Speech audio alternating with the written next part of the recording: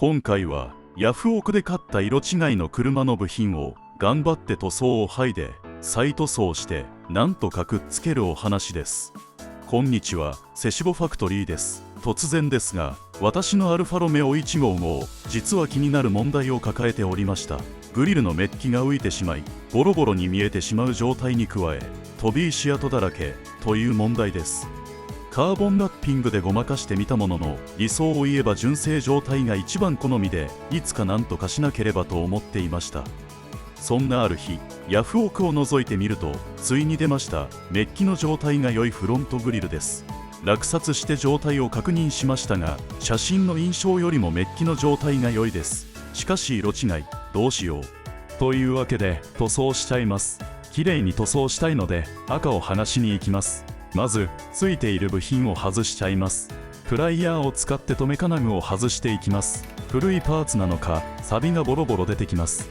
この外した金具は車体に取り付ける際にとても重要になるので絶対なくさないようにします。また外す作業の際はメッキグリルが傷つかないようタオルを引いておくと良いです。そしてこのメッキグリル外せはしますが溶着で留められてるので再取り付けが一工夫必要。ここは外さず作業を進めることにします。塗装剥がしや再塗装の作業で大事なメッキが損傷しないようにマスキングテープで丁寧に保護します。樹脂部分も塗装しないことにし保護しました。マスキングが完了したら塗装剥がしに移ります。まずヤスリシートを試します。このシートは150番、300番、600番のセットです。まずは1番粗い150番でヤスってみます。このグリル株のバーで試します。この部品は鉄でできています。さあどうでしょう。全然削れません。どうしよう。80番の紙ヤスリを準備しました。これでどうだ。少し黙々と削っていきます。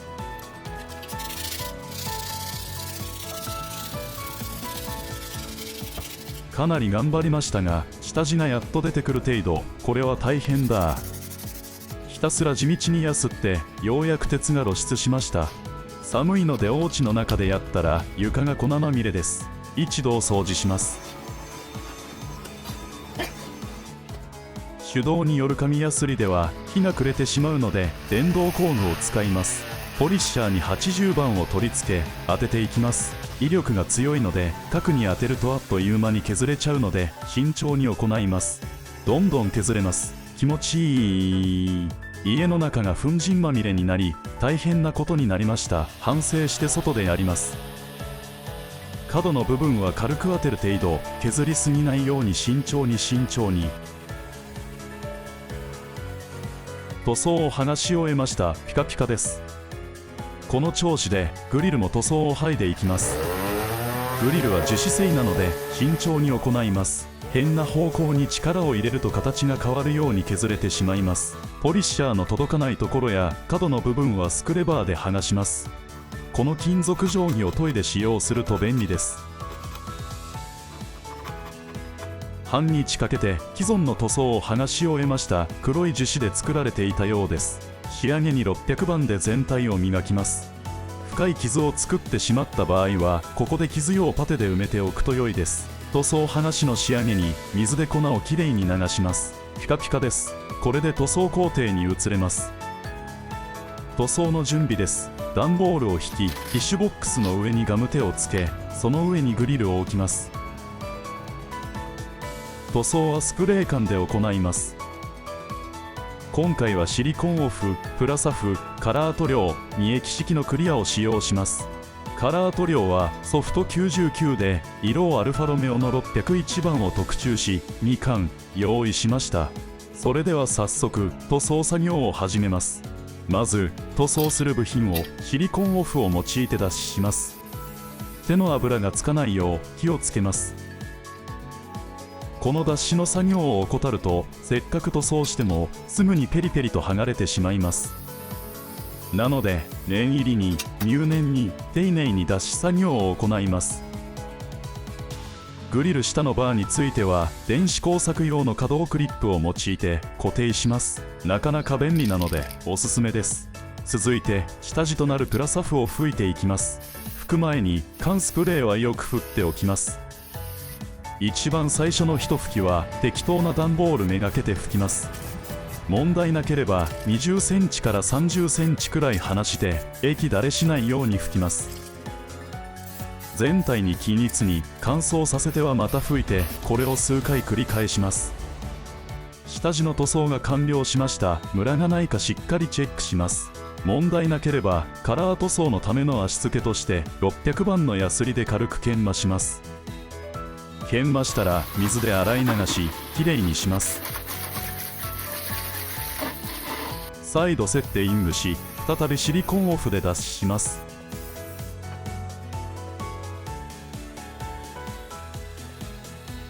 それでは特注のカラースプレーで塗装を始めます。使用前に1分以上よく振りましょう。液だれしないよう問う感覚で焦らないようじっくりと缶スプレーを吹いていきます。一度に塗ろうとせず、乾燥させてはまた吹いて、乾燥させてまた吹いてを繰り返します。数回繰り返しました。ムラなく塗装することができました。グリルの方も真っ黒です。とても美しい缶スプレーはちょうど1本を使い切りました。800番のヤスリで軽く全体を慣らした後、再び水で洗います。最後にクリアを吹きます。二液式なので混合してから30分以内に使い切ります。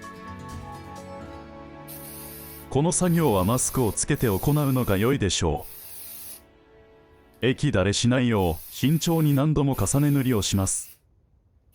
そして塗り終わったら1週間ゆっくりしっかり乾燥させます。1週間後、クリアがしっかり塗られたグリルが出来上がりました。完成までもう少しです。仕上げ研磨でピカピカにする工程です。ソフト99の研磨剤を使います。3000番、7500番、そして9800番の順に磨いていきます。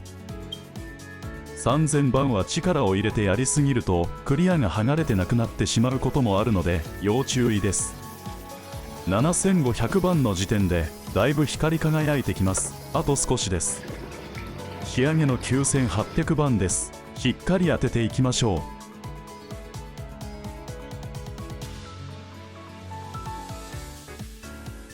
研磨作業が完了したらマスキングを剥がしていきます。念のため切れ目を入れておきます。マスキングを剥がしたら再塗装の作業は完了となります。素晴らしい。グリル部分も問題なく大成功です。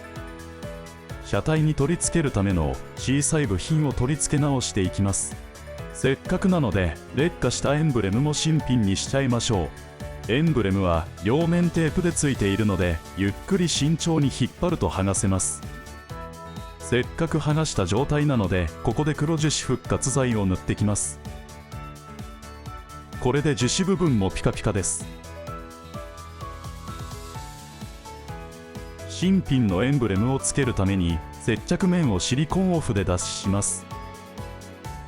取り付けて完成です。